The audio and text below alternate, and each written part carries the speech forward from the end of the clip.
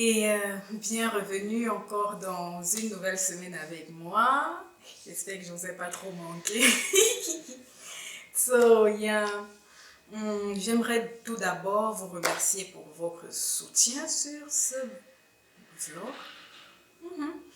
Sur ma chaîne YouTube et n'oubliez pas de vous abonner, d'aimer, de commenter, de partager tout si vous aimez. Et j'aimerais vraiment commencer en fait par vous saluer et tout. Oh, et n'hésitez pas si vous voulez parler avec moi, si vous voulez me poser des questions, si vous voulez interagir avec moi, n'hésitez pas à le faire via mon Instagram. Le lien sera dans la boîte de description et même à la fin de la vidéo. Donc voilà quoi. Tout d'abord, j'aimerais vraiment rendre toute la gloire à Jésus pour ce qu'il fait dans cette chaîne à travers moi, vraiment parce que c'est pas moi.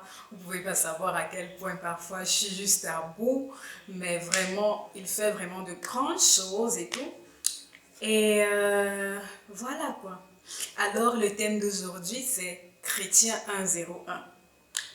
Pourquoi être chrétien et les bases.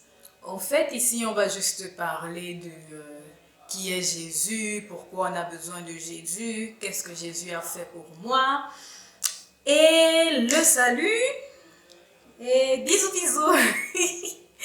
Voilà un peu quoi. Alors, on va commencer par la définition d'un chrétien. Alors, qu'est-ce qu'un chrétien? Alors, le terme chrétien vient juste du terme, en fait, Christ, parce que le terme chrétien vient du nom Christ, qui signifie des disciples de Christ, des personnes qui suivent Christ. Alors, un chrétien, c'est juste quelqu'un qui suit Christ.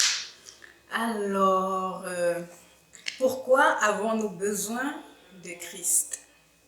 Alors, dans ce thème, on va aborder pourquoi nous croyons en Christ et pourquoi avons-nous besoin de Christ. Et qui est Christ en fait? Alors, qui est Christ? Christ est juste la parole de Dieu. Il est Dieu et tout qui a pris chair et qui est venu dans ce monde en fait pour nous sauver.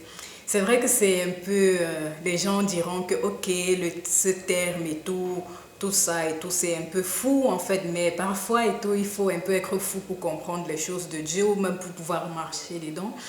Parce que, ok, commençons depuis le commencement. En fait, au commencement, en fait, il y avait Dieu et les hommes. Il y avait cet homme-là, Adam et tout. Il avait une bonne relation avec Dieu. Adam aussi a été comme déjà appelé le fils de Dieu, en fait, et tout. Et il était quasiment parfait, si on va dire comme ça, jusqu'à ce qu'il ait péché. Il a introduit le péché dans le monde.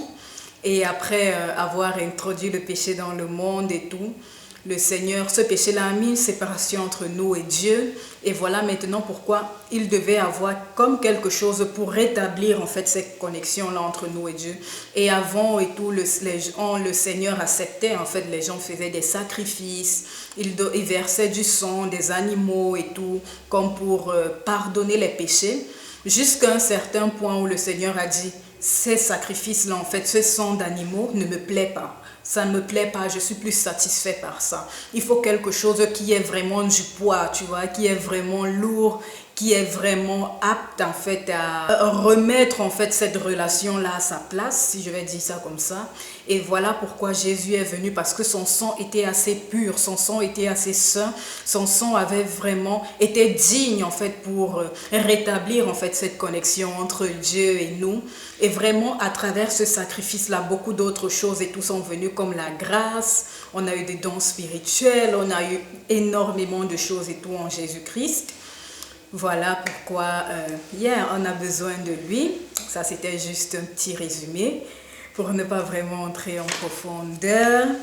Et qu'est-ce que Jésus a fait pour moi?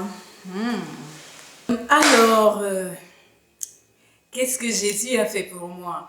Alors, au-delà et tout d'être un ami, Jésus, c'est vraiment un ami, un confident, mon meilleur ami, quelqu'un en qui tu peux faire confiance, quelqu'un sur qui tu peux compter. Même comme notre relation parfois, Vous voyez un peu quoi. Vous voyez, c'est déjà... mais il est quand même toujours là. Il est toujours là et vraiment c'est quelqu'un sur qui tu peux compter. Au-delà du fait que tu peux compter sur lui, c'est quelqu'un qui se soucie vraiment de toi, quelqu'un qui a ton intérêt à cœur, quelqu'un qui veut vraiment te voir prospérer. Et aussi, ce que j'ai eu à traverser avec Christ, je pense que j'ai laissé un de mes témoignages sur ce que j'ai eu à voir sur mes pieds sur Instagram. Donc, vous pourrez aller regarder ça. C'était un petit grosso modo témoignage de ce que j'ai eu à vivre avec Christ et tous les... du genre ma condition de peau sur mes pieds, c'était pas facile, mais le Seigneur m'a restauré. Et aussi, au-delà de tout ça, Jésus vous aime et il vous aime d'un amour infini. J'ai l'impression vraiment qu'on n'arrive pas vraiment à cerner en fait l'amour de Christ. Si on pouvait vraiment cerner l'amour de Christ, vraiment, ça serait incroyable et tout. Même pour moi, c'est quelque chose de vraiment profond je pense qu'il faut vraiment aller en profondeur pour vraiment discerner qu'est-ce que son sacrifice à la croix nous a apporté, quel est l'amour en fait qui résidait pour ce sacrifice. Parce que parfois je reste là et tout et je me dis, oh non mais Seigneur, j'imagine un peu être à son époque et tout ce qu'il a dû endurer et tout ça, jusqu'à aller à la croix, c'était pas facile. Vous avez vu qu'il a supplié et tout dans le jardin des monts des Oliviers, je pense, oui, de Gethsemane. Il a supplié en fait pour dire déjà que s'il y a un autre moyen et tout, s'il te plaît, laisse-moi aller par cet autre moyen parce que vraiment, il voyait ce qu'il attendait. Ça ne devait vraiment pas être facile. Mais il a quand même fait par amour, en fait, par amour pour Dieu et par amour pour nous. Et c'est vraiment incroyable ce qu'il a fait pour nous. Et le salut. Alors, nous allons parler un peu du salut. Nous voyons, enfin, j'ai fait une vidéo sur le salut, la grâce ou les œuvres. Je vais laisser aussi le lien de ça à la fin de la vidéo. Le salut, en fait, nous voyons que le salut, c'est par la foi, en fait. C'est très simple d'avoir le salut, mais c'est pas facile, en fait. Simple, c'est-à-dire quoi? Il te suffit, en fait, juste de croire en Jésus-Christ, de croire dans ton cœur et déclarer par ta bouche que Jésus-Christ est Seigneur et Sauveur pour pouvoir être sauvé. Mais maintenant, c'est tout un processus, en fait, parce que quand tu déclares, en fait, tu viens juste d'être sauvé. C'est comme un processus, c'est le début en fait du processus pour pouvoir vraiment assurer le salut de ton âme. Parce que quand tu fais ça, c'est ton esprit qui est régénéré. Quand tu donnes ta vie à Jésus, c'est ton esprit qui est régénéré. Et maintenant, pour assurer le salut de ton âme, c'est tout un processus parce que ton âme doit être renouvelée. Comme dans Romains 12, on dit ton âme doit être renouvelée constamment. Apprendre en fait, ton âme devient comme un bébé et ton âme doit se mettre dans la position d'un bébé du genre qu'il apprend en fait les valeurs du royaume, qu'il apprend comment marcher comme un chrétien, qu'il apprend en fait à écouter Dieu, il apprend à être un chrétien. Et vraiment parce que même jusque-là, je pense que c'est un processus qui ne finit pas. Même les plus grands hommes de Dieu, je pense qu'ils sont aussi dans le processus d'apprendre. Parce que Paul dit quelque chose du genre que pour l'instant nous voyons juste comme dans un miroir, que l'image qu'on a en fait, l'image qu'on peut percevoir, elle est floue en fait, elle n'est pas parfaite. Et elle sera juste parfaite quand Jésus-Christ va revenir. C'est pour ça en fait qu'il faut persévérer. Et vraiment ce n'est pas facile. Énormément de fois j'ai été découragée, je ne vais pas vous mentir, découragée.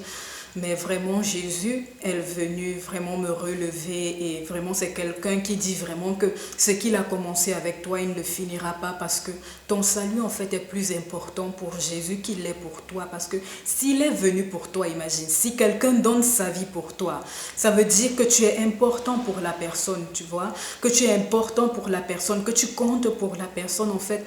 Le fait de donner ta vie à Jésus et qu'il t'accepte, en fait, dans sa famille, ça veut dire que tu as de la valeur pour lui. Et si tu as de la valeur pour lui, crois-moi, il ne va pas te laisser tomber comme ça. Et vraiment, je disais le fait de rééduquer sur son âme parce que j'y me mets un peu à la place de Dieu, imaginons un peu Dieu comme on l'appelle le Père et tout. Ça doit pas être facile d'avoir tout le temps des bébés en couche culotte, si on va dire comme ça, de tout le temps devoir changer nos couches et tout. Dieu veut aussi nous voir grandir comme un père et tout, qui a la satisfaction de voir son bébé naître, puis apprendre à marcher, faire ses dents, apprendre à faire du vélo, apprendre ses premiers cours, apprendre à dire papa.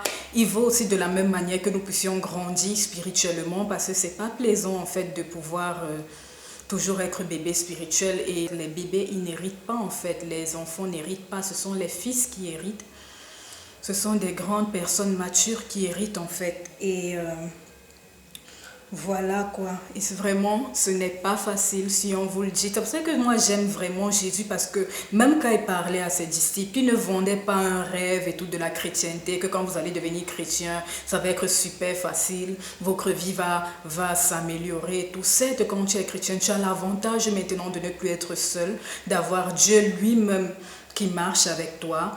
Mais ce n'est vraiment pas facile, il ne faut pas qu'on vous montre. Même Jésus disait à ses disciples, c'est pas facile, il leur donnait des règles tout le temps, de se renier. Et ça, c'est vraiment difficile de pouvoir valoriser, en fait, si on va dire comme ça, les autres au-dessus de toi, de pouvoir renier, en fait, de renier en fait tes anciens désirs qui ne plaisent pas à Dieu. C'est pas facile et c'est tout un processus. Et là, je vous invite à ne pas vous mettre la pression. Le Seigneur est avec vous. Si vous décidez de faire le pas, lui-même il est avec vous, lui-même il va vous conduire et lui-même il le fera à travers vous. Juste vous laissez guider par Dieu. Donc voilà un peu de quoi ma vidéo parlait et tout, et j'espère qu'il vous a plu. Si vous avez des questions, des suggestions ou quoi que ce soit, laissez juste un commentaire ou bien vous pouvez me rejoindre à travers mes divers réseaux sociaux. Donc bisous bisous, prenez soin de vous, à une prochaine vidéo.